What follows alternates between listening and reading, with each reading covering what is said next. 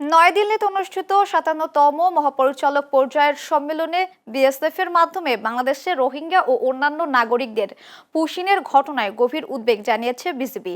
মহাপরিচালক major general Mohammad Ashrafuzzaman Siddiqui একে দ্বিপাক্ষিক নীতি ও যৌথ সীমান্ত পরিকল্পনার পরিপন্থী বলে উল্লেখ করেন। বৈঠকে নিরস্ত্র বাংলাদেশি হত্যা ও হামলার ঘটনা শূন্যে নামাতে এবং অবৈধ অনুপ্রবেশ রোধে যৌথ টহল ও জবাবদিহিতা বৃদ্ধিতে উভয় পক্ষ সম্মত হয়।